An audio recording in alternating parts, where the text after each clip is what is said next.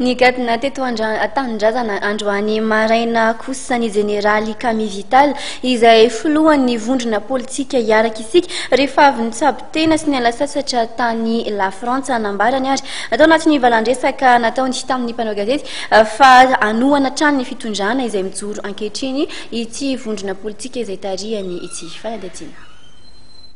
Androany vao mangiran-dratsy no nigadina teny amin'ny siranam-piaramanidina Ivato ny filohan'ny vondrona politika hiaraksika rehefa avy nitsabo tena niala sasatra tany Frantsa. Donga an-tsena azy teny an-toerana ireo solombavam-bahoaka izay voafity tamin'ny anaran'ity vondrona ity. Nambarany tamin'ny mpanao gazety ary androany fa manohana hatrany ny fitondrana mijoro ankehitriny ny hiaraka isika ary tsy mikasa velively ny anohitra. Matoa manana député zay dia vonina indraindray amin'ny fitondrana ary vonina hitondra ny anjara birikinay satria ny tenako zao latsaka tokoa tsy lany moa zany nefa manana député matoa ny tenako ny latsaka dia hitondra any Madagasikara amin'ny lalan'ny tokony ho izy. Ny président Foajaina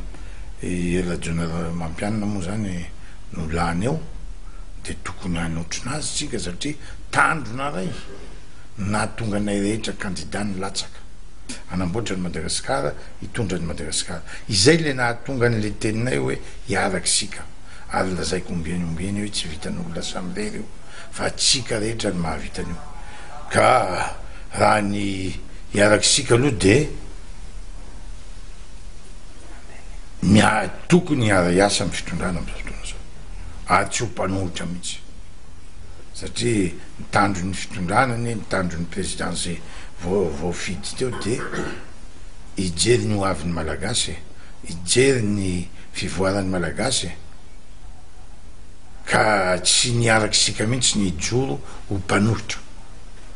Raha ny mahakasika ny gouvernemanta kosa dia nanamafy izy fa tsy nantsoina ny vondrona politika misy azy andrafitra ity gouvernemanta ity kanefa kosa dia manantena ny tenany fa hitondra fampandrosoana ho an'ny firenena izy io. Engany mba isy niady amin'ny tsy fandriam-pahalemana zay teny ny voiziko ombieny